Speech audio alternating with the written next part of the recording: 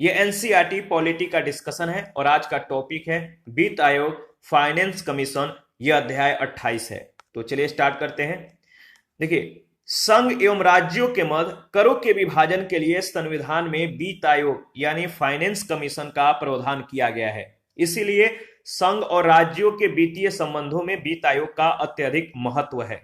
संविधान के अनुच्छेद 280 के अनुसार आर्टिकल 280 के अनुसार संसदीय अधिनियम 1950 के माध्यम से वित्त आयोग के गठन का प्रावधान किया गया है। वित्त आयोग एक संवैधानिक संस्था है। वित्त आयोग किस प्रकार की संस्था है? एक संवैधानिक संस्था है और इसका गठन राष्ट्रपति के द्वारा प्रत्येक 5 वर्षों के लिए किया जाता है। तो याद रखिएगा, जो फाइनेंस कमीशन है ये एक संवैधानिक संस्था है और इसका गठन राष्ट्रपति के द्वारा प्रत्येक 5 वर्षों के लिए किया जाता है। वित्त आयोग में एक अध्यक्ष के अतिरिक्त 4 सदस्य होंगे। अध्यक्ष कौन होगा? अध्यक्ष ऐसा व्यक्ति होगा जिसे सार्वजनिक कार्यों के विषय में पर्याप्त अनुभव हो। और अन्य 4 सदस्यों की जो निम्नलिखित योग्यताएं हैं वो क्या होनी चाहिए?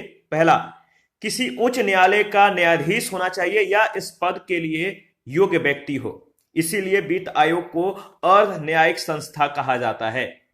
ऐसा व्यक्ति जिसे भारत के लेखा एवं वित्त मामलों का विशेष ज्ञान हो, या ऐसा व्यक्ति जिसे प्रशासन और वित्तीय मामलों का व्यापक अनुभव हो, और ऐसा व्यक्ति जो अर्थशास्त्र का विशेषज्ञ हो।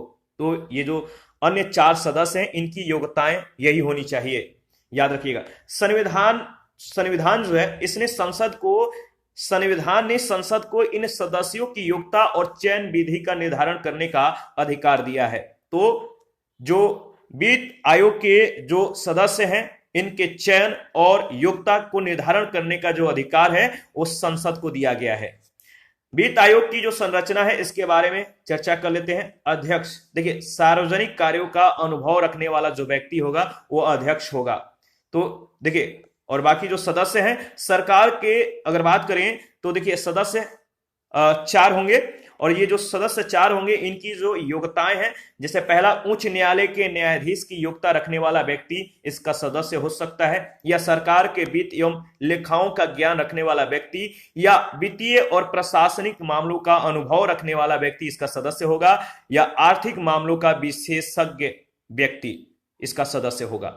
याद रखिएगा, वित्त आयोग के जो कार्य हैं इसके बारे में हम लोग चर्चा करेंगे। वित्त आयोग भारत के राष्ट्रपति को निम्नांकित मामलों पर सिफारिशें करता है। पहला, संघ और राज्यों के बीच करों के शुद्ध आगमों का वितरण और राज्यों के बीच ऐसे आगमों का आवंटन।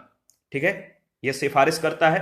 भारत की संचित निधि, कंसोलिडेटेड फंड में जो संचित निधि है, भारत के संचित निधि में से राज्यों के राजस्व में सहायता अनुदान को विनियमित करने वाला सिद्धांत जो है मतलब कि देता है। इसके बाद राज्य वित्त आयोग के द्वारा की गई सिफारिशों के आधार पर राज्य में नगर पालिकाओं और पंचायतों के संसाधनों के अनुपूर्ति के लिए राज्य के संचित निधि के संवर्धन के लिए आवश्यक उपायों को ये सुझाता है।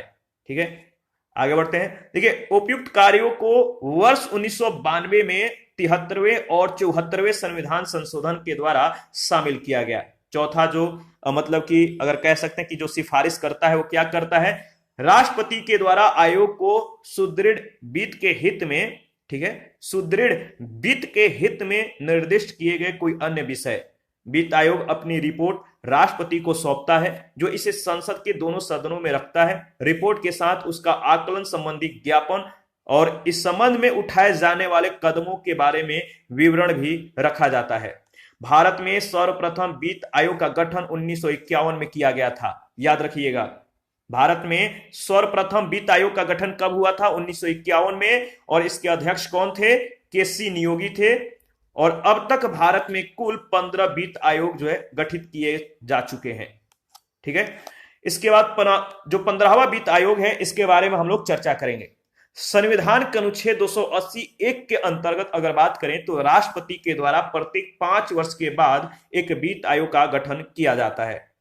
27 नवंबर 2017 को भारत सरकार के पूर्व सचिव एनके सिंह की अध्यक्षता में 15वें वित्त आयोग का गठन किया गया। किसकी अध्यक्षता में? तो भारत सरकार के पूर्व सचिव एनके सिंह की अध्यक्षता में 15वें वित्त आयोग का गठन किया गया। 15वें वित्त आयोग की जो संरचना है इसको ध्यान रखिएगा। 15वें वित्त आयोग की जो अध्यक्ष थे वो एन.के. सिंह थे और जो सदस्य थे अजय नारायण झा, ये पूर्णकालिक सदस्य थे। डॉक्टर अनूप सिंह, ये भी पूर्णकालिक थे। और डॉक्टर अशोक लाहिड़ी, ये अंशकालिक सदस्य थे। डॉक्टर रमेश चंद्र, ये भी अंशकालिक थे। और अरविंद मेहता, ये सचिव थे 15वें वित्त आयोग के। जो आयोग के कार्य हैं, जो फाइनेंस कमीशन का जो वर्क है, इसके बारे में हम लोग चर्चा करेंगे।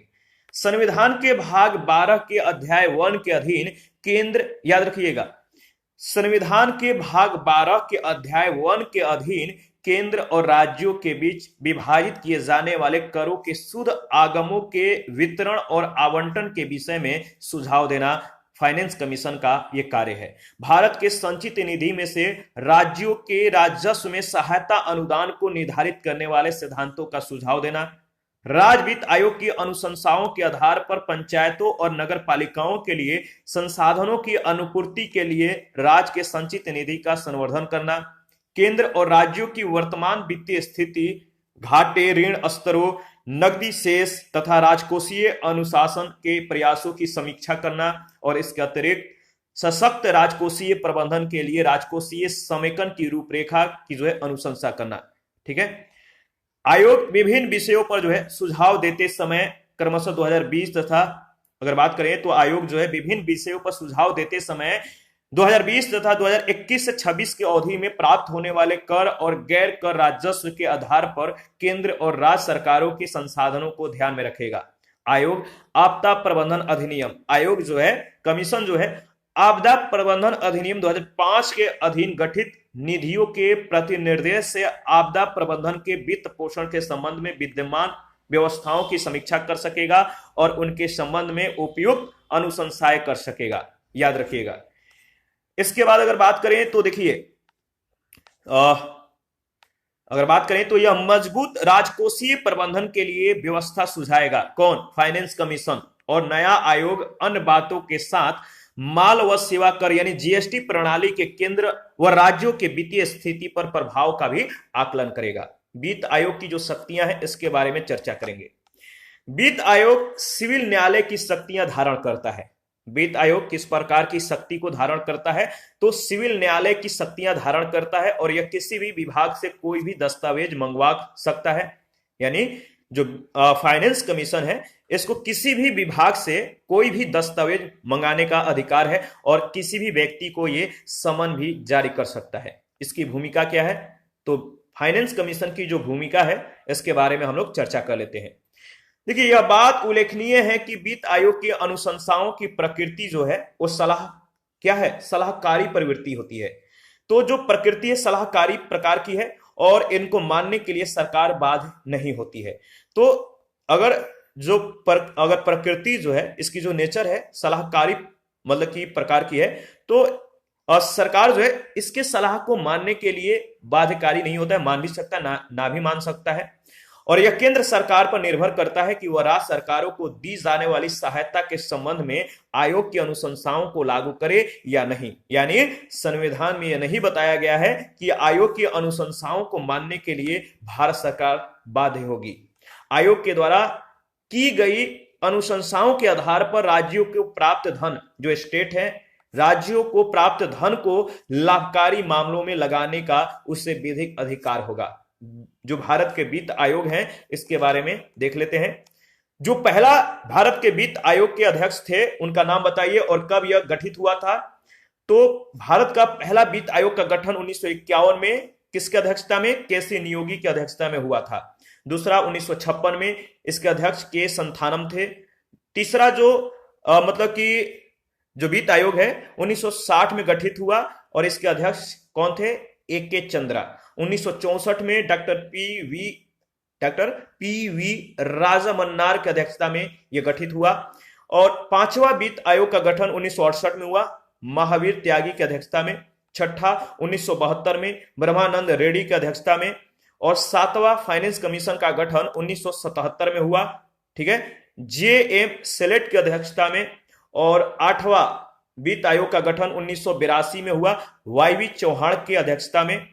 नौवां जो है 1987 में गठित हुआ एन देखिए एन के पी साल्वे की अध्यक्षता में, 1992 में केसी पंत की अध्यक्षता में, 1998 में देखिए प्रोफेसर ए एम खुसरो की अध्यक्षता में, 2002 में डॉक्टर सी रंगराजन की अध्यक्षता में, और 13वां जो फाइनेंस कमीशन है इसका गठन 2007 में किया गया डॉक्टर विजय केलकर की अध्यक्षता में, और 14वां जो फाइनेंस कमीशन है इसका गठन 2013 में किया गया डॉक्टर वाईवी रेड्डी की अध्यक्षता में, और 15वां 2017 में गठित हुआ एनकेसी की अध्यक्षता में।